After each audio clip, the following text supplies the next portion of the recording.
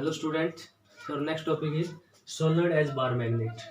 जैसे अभी तो हमने देखा था कि सोलेनोइड के कारण जो मैग्नेटिक फील्ड बनती है, मैग्नेटिक फील्ड लाइंस, वो सेम ऐसी इसके कारण बनती है बार मैग्नेट। तो वो तो हमने मतलब कंपार्टिबल रख के बनाई थी मैग्नेटिक फील्ड लाइंस, एक्टिविटी देखी थी और बार मैग्नेट कारण। ठीक है, अब इसको मैथमेटिकली प्रूव करेंगे कि उसके कारण मैग्नेटिक फील्ड बार मैग्नेट के कारण और इसके कारण सोलेनोइड के कारण। तो अगर दोनों का मैग्नेटिक फील्ड एक जैसा आ गया तो इसका मतलब solenoid behaves like a bar magnet. जैसे हमने देखा था सोलेनोइड के कारण जो मैग्नेटिक फील्ड लाइन बनी थी वो ऐसी बनी थी, ये थी सोलेनोइड और उसके कारण मैग्नेटिक फील्ड लाइन ऐसी थी, ऐसी। ठीक है, और बार मैग्नेट के कारण ये नॉर्थ पोल या साउथ पोल, तो उसके कारण भी लाइन ऐसी थी ये। ठीक है, ऐसी सेम लाइन बन रही थी। उसमें भी ये एक पोल था, दूसरा पोल ये, एक नॉर्थ एक south. North anti clockwise current जा रहा है तो वो नॉर्थ हो गया, और क्लॉकवाइज हो गया वो साउथ हो गया। अब इसको प्रूव करते हैं। तो हमने एक सोलेनोइड ली, तो let us take a solenoid of length L, जिसकी लेंथ L है, and area of cross section A। Area of cross section उसका स्मॉल a है। Having turn density, turn density क्या होती है? Number of turns per unit length. Having turn density small l। Current I is flowing through in it, current I is flowing through it, current I इसमें से flow हो रहा है। तो ये हमने एक सोलेनोइड ली है,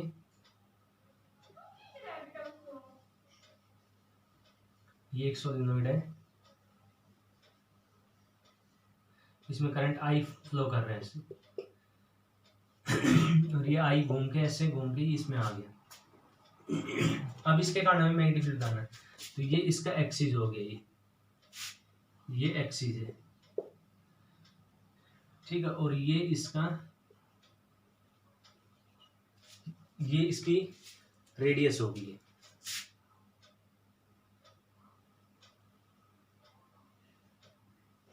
ठीक है, ये रेडियस इसकी होगी और इसकी टर्न डेंसिटी है n। तो टोटल नंबर ऑफ टर्न्स कितनी हो जाएगी? टोटल नंबर ऑफ टर्न्स उसको मान लेते हूँ कैपिटल N, तो हो जाएगी n इंटू L, क्योंकि एक यूनिट लेंथ के अंदर कितनी है? स्मॉल n है, तो टोटल L लेंथ के अंदर कितनी होगी? ये टोटल लेंथ है L, यहाँ से यहाँ तक टोटल L लेंथ में होगी ये n इंटू L। अब ये इसका एक्सिस है, ये इस एक्सिस पे हमने ये P पॉइंट लिया है, तो इस P पॉइंट पे हम मैग्नेटिक फील्ड कैलकुलेट करना चाहते हैं। ठीक है, तो यहाँ पे हम मैग्नेटिक फील्ड कैलकुलेट करना चाहते हैं। तो हम एक टर्न के कारण जो मैग्नेटिक फील्ड आता है वो तो हम पढ़ चुके कितना आता है। ठीक है, तो ये इसमें नोट करो, फिर उसके बाद आगे करते हैं इसमें। तो इसकी एक टर्न के कारण जो मैग्नेटिक फील्ड है वो हम पीछे कैलकुलेट कर चुके, उसका हमने डेरिवेशन कर लिया। बायोट सावर्ट लॉ की एप्लीकेशन थी वो। ठीक है, एक बार उसको याद दिला देता हूँ। उसमें हमने एक ऐसे एक्स वो ली थी सर्कुलर करंट कैरिंग कॉइल, और उसमें एक ये P पॉइंट लिया था, और वो कितनी स्पीड डिस्टेंस पे था? x थी डिस्टेंस, और उसकी जो थी रेडियस वो भी a थी। तो ऐसे ही इसमें भी क्या है, काफी सारी टर्न है। तो उस टर्न के कारण हमने यहाँ पे मैग्नेटिक फील्ड कैलकुलेट किया था, वो ऐसे आया था, ये जैसे मैग्नेटिक फील्ड आया था, फिर उसके हमने ऐसे कंपोनेंट किए थे, ये कंपोनेंट कैंसिल हो गए, तो सारा मैग्नेटिक फील्ड इस साइड आया था, तो उसको हम लिख रहे हैं dB cos थीटा। तो वो जो मैग्नेटिक फील्ड आया था, मैग्नेटिक फील्ड कितना था? μ0/4 pi 2NIA upon a² plus x² to the power 3/2। ठीक है, तो ये आया था मैग्नेटिक फील्ड उसके कारण। तो अब इसकी एक टर्न के कारण तो हमें मैग्नेटिक फील्ड पता है। तो अब लेकिन इसमें देखो, ये टर्न लेंगे तो इस टर्न की इस पॉइंट से इतनी डिस्टेंस है, इससे और बढ़ेगी, इससे और बढ़ेगी, इससे। तो इसका मतलब हर टर्न से डिस्टेंस क्या होनी चाहिए? उसमें क्या थी कि हर पॉइंट से इसकी जो डिस्टेंस थी वो x थी, ऊपर से भी ऐसे भी x थी, तो फिक्स था x इसमें। लेकिन इसमें x भी क्या हो रहा है? चेंज हो रहा है। तो इसलिए यहाँ पे इसके लिए हम मैग्नेटिक फील्ड जब कैलकुलेट करेंगे तो इसका मतलब हमें इंटीग्रेशन का यहाँ पे यूज करना होगा। ठीक है, तो इंटीग्रेशन में क्या करते हैं, इसमें हम पहले जैसे ये स्मॉल dx लेंथ के लिए यहाँ पे मैग्नेटिक फील्ड कैलकुलेट करेंगे। जैसे ये जो पूरी जो सोलोइड है उसको हमने क्या कर लिया, dx लेंथ में तोड़ लिया, जो कंप्लीट लेंथ है उसको dx में तोड़ लिया, और उस dx के कारण या मैग्नेटिक फील्ड निकाल, एक के कारण, फिर दो के कारण, फिर तीन के कारण, और फिर ऐसे सब के कारण, और फिर सबको क्या कर देंगे, इंटीग्रेट कर देंगे। तो अब यहाँ पे हम इंटीग्रेशन यूज करेंगे। तो let us take small length dx, ये हमने ली एक, ये स्मॉल लेंथ ले ली है, ये बिल्कुल इसके बीचों बीच ले ली लेंथ की, ठीक है। ये डाइपोल के कारण इसमें लेंथ हम मानते 12 मान लेते हैं, ये जैसे ओरिजिन हमने मान लिया ये, ठीक है। तो इस साइड जो होगी लेंथ वो होगी l, और इस साइड जो होगी लेंथ वो भी l होगी, ठीक है। लेकिन इस साइड क्या हो जाएगी, -l हो जाएगी, मतलब यहाँ पे जैसे ये हमने ओरिजिन माना तो इससे इस साइड -1 -2, और यहाँ पे -l ले लेते हैं इसको, और इस साइड 0 1 2 3 4 5 l, तो टोटल जो इसकी होगी लेंथ कितनी हो जाएगी, n इंटू 12 हो जाएगी टोटल टर्न। लेंथ यहाँ पे 12 ले लेते हैं। देखो 12 क्यों ले रहे हैं उसका कारण हम बताएंगे जब इसको हम कर लेंगे, क्यों लेते हैं 12, क्योंकि डाइपोल में भी जैसे 12 होती है उसकी लेंथ, l इस साइड और l इस साइड, तो इसलिए हम 12 ले रहे हैं क्योंकि डाइपोल की तरह ये बिहेव करता है। Let us take a small length dx, तो हमने ये dx लेंथ ली है, ये ले ली dx लेंथ, ये ले ली dx, और इस dx से जो ये p पॉइंट है, ये तो खैर ओरिजिन हो गया, ओरिजिन से लेटस, ये है ओरिजिन, यहाँ लिख लेते हैं origin. Let's take a small length dx from origin at distance x,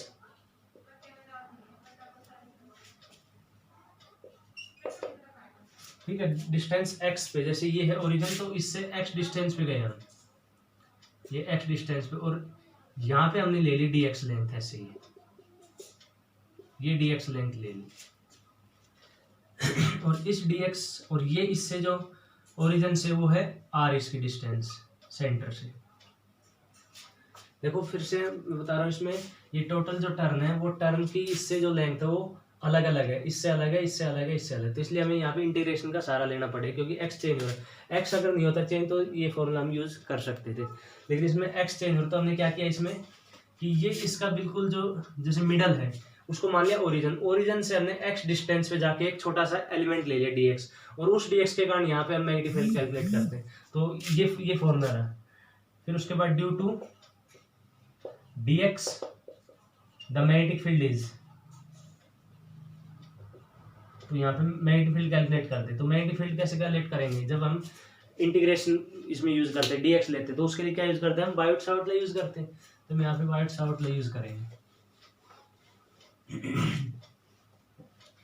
तो बायोट-सावर्ट लॉ यूज करेंगे यहाँ पे,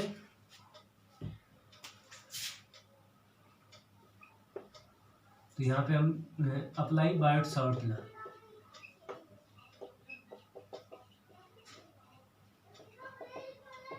बायोट-सावर्ट लॉ अप्लाई करेंगे तो कितना आएगा, मैग्नेटिक फील्ड छोटा आएगा, dB इज इक्वल टू, देखो ये बायोट-सावर्ट लॉ की ये इसमें सोल्व कर रखा है एक टर्न के लिए, क्यों हमने मान लिया। अब इस dx लेंथ के अंदर कितनी टर्न आएगी, देखो ये b is equal to μ0/4 constant, 2 क्या था, ये नंबर है, n क्या था, टोटल नंबर ऑफ टर्न्स, कि अगर हम इसमें n टर्न्स ले ले तो एक टर्न, फिर उसके ऊपर दूसरी टर्न, फिर तीसरी टर्न, ऐसे ले लेते हैं। I इसमें से करंट फ्लो होता और a इसका एरिया था, तो यहाँ पे dx के अंदर कितनी टर्न आएगी, क्योंकि n यहाँ पे क्या है, नंबर ऑफ टर्न, यहाँ पे जो मैग्नेटिक फील्ड लिखेंगे हम b जो हम लिखेंगे तो कितना आएगा, μ0/4 तो कांस्टेंट हो गया, इंटू 2b कांस्टेंट है, n क्या है, नंबर ऑफ टर्न्स, तो नंबर ऑफ टर्न्स इन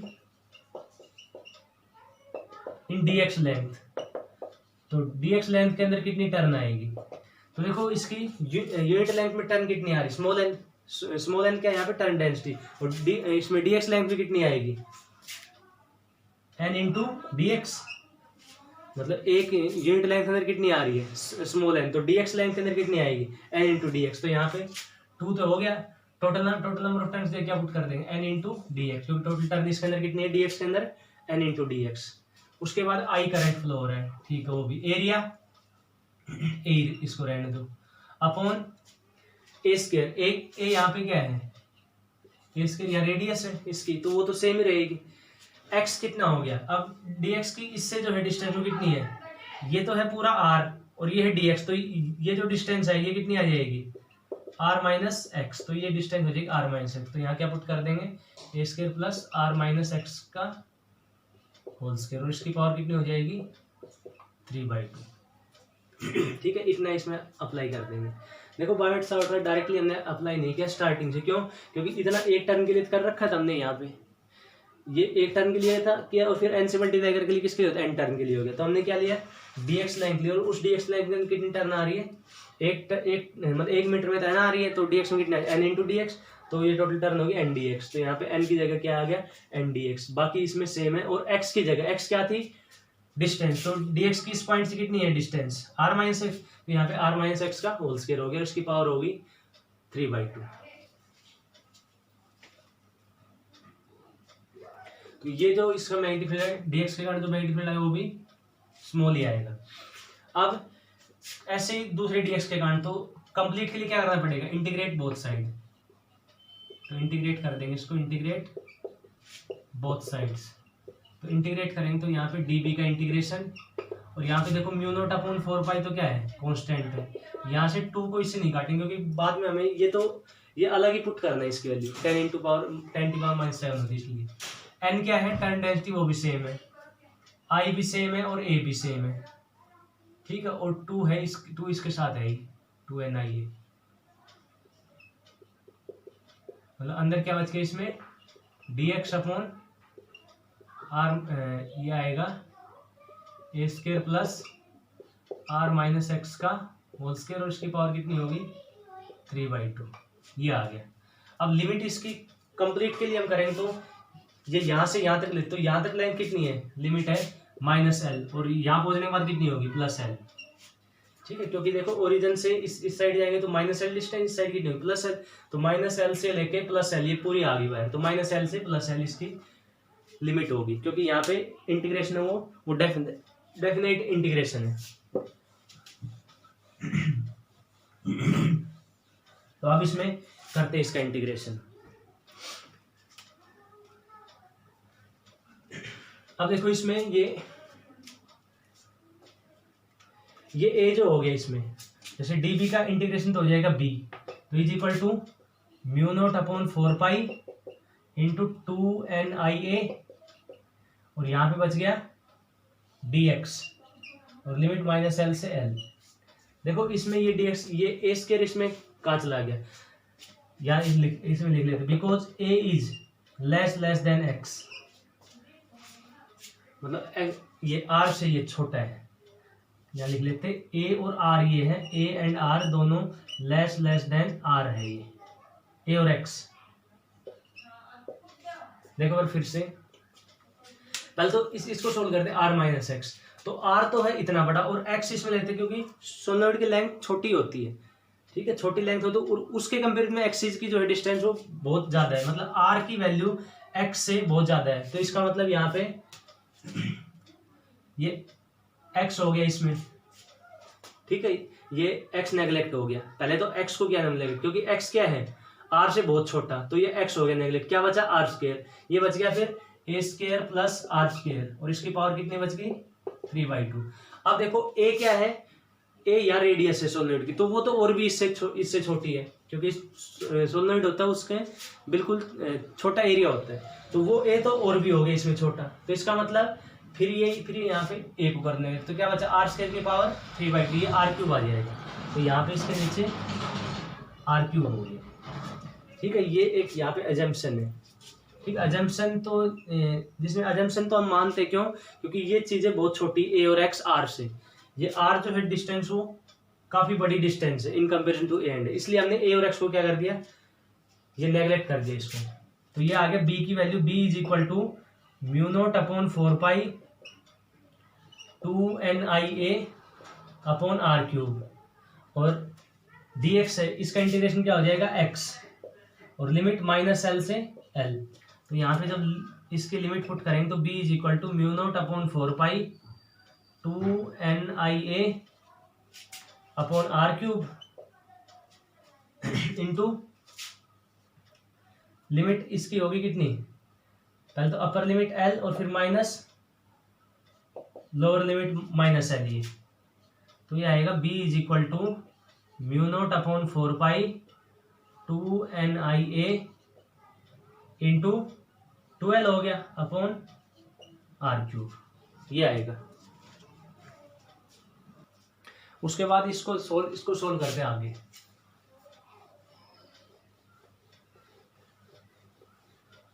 अब इसमें देखो ये यहाँ पे n इंटू 12 क्या है, ये n इंटू 12 ये क्या था, टोटल नंबर ऑफ टेंस।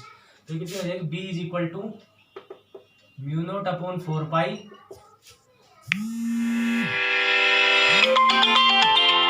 तो ये आएगा b is equal to mu naught upon 4 pi और 2IA ये हो गया इंटू n इंटू 12 कितना हो गया, n के इक्वल, तो ये हो गया NIA अपॉन R3। अब उसके बाद b is equal to mu naught upon 4 pi, तो ऐसी चीज, और 2NIA क्या होता है, NIA ये होता है मैग्नेटिक डाइपोल मोमेंट। जैसे एक टर्न का I into A, n turn का NIA, ये हमने पीछे पढ़ा था, तो 2M अपॉन R3, तो ये आएगा magnetic field due to solenoid. तो this is magnetic field due to solenoid, ठीक है। तो ये सोलेनोइड के कारण मैग्नेटिक फील्ड हो गया। अब देखो बार मैग्नेट के कारण, बार मैग्नेट के कारण जो मैग्नेटिक फील्ड एक्सिस पे कैलकुलेट करते हैं वो हमारे सिलेबस में अब की बार सीबीएसई ने हटा दिया उसको। तो उसके कारण जो आता है मैग्नेटिक फील्ड, उसका हम यहाँ पे रिजल्ट लिखेंगे। उसके कारण जो मैग्नेटिक फील्ड आता है वो सीबीएसई ने हटा दिया। तो उसके बाद magnetic field due to b due to bar magnet on the axis, ये भी हमने एक्सिस पे निकाला था। तो ये जैसे हमने बार मैग्नेट ली, ठीक है, ये इसका नॉर्थ पोल हो गया, ये साउथ पोल हो गया, ये इसका एक्सिस हो गया। अब यहाँ भी पी पॉइंट, अब देखो टोटल जो डिस्टेंस हमने एल क्योंकि यहाँ बीच में से लेते हैं हम डिस्टेंस, ये जैसे आर ले ली डिस्टेंस जैसे उसमें ली थी, तो ये आर डिस्टेंस, इस साइड जो होगी डिस्टेंस वो हम ले ली -L और इस साइड जो डिस्टेंस होगी +L, ठीक है। तो यहाँ पे जो इसका मैग्नेटिक फील्ड आएगा वो हम यहाँ पे कैलकुलेट नहीं करेंगे, वो सिलेबस से हटा दिया। तो वो भी कितना आता है, म्यू नॉट अपॉन 4 पाई और 2M, वहां पे यहाँ M क्या है, magnetic dipole moment upon R3, ठीक है। तो इसलिए हम बोलते हैं कि ये मैग्नेटिक ये है, यहाँ पे बार मैग्नेट किसकी तरह बिहेव करती है, या सोलेनोइड बार मैग्नेट की तरह बिहेव करती है। अब ऐसा ही हमने किया था ड्यू टू डाइपोल, ठीक है। डाइपोल के कारण वो जैसे हमने ये लिया था -Q और इस साइड लिया था +Q, और उनके बीच की जो थी डिस्टेंस वो कितनी थी, ऐसे ही जैसे बीच में से हमने पॉइंट लिया था, यहाँ पे पॉइंट लिया था हमने, ये तो था डाइपोल, तो ये डिस्टेंस थी R, ठीक है, और उसमें भी ये डिस्टेंस थी -L और ये थी +L।